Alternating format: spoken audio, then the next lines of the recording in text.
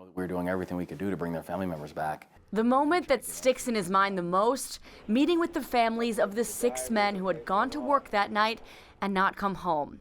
It wasn't until the second day of the search that he made the official call after speaking with the Coast Guard to transition from a rescue to a recovery mission.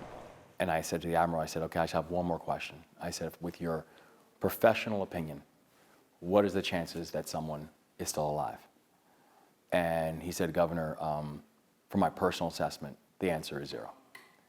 And I remember exactly where I was. I was sitting there talking on the phone, and I said, if you'd have told me 1%, I would have said keep searching.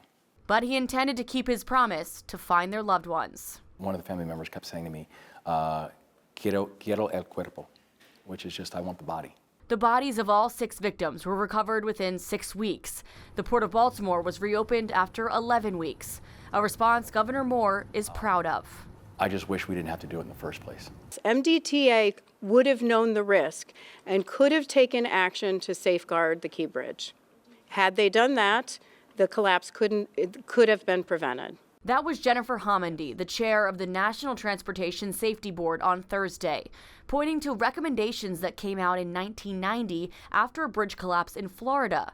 All bridge owners across the country were told to conduct a vulnerability assessment to find out the risk of collapse from a ship collision. The Maryland Transportation Authority never did it. Does the state bear any responsibility? She said point blank, they could have helped prevent this. Do you not agree? Yeah, I think the NTSB is showing their frustration over these past decades at a collection of different jurisdictions. The NTSB in their report indicated that close to 70 bridges fell under this, to include the iconic Golden Gate Bridge and the Brooklyn Bridge. So I get it, and I understand the frustration of them. But I think no one, neither the NTSB or anyone else, can argue that the reason that we cannot look up and see the Key Bridge right now is not because of a report that they did in the 1990s.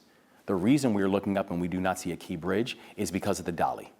And it's because of these reckless operators who knew that ship was losing power and continued to let it come out, and then let it slam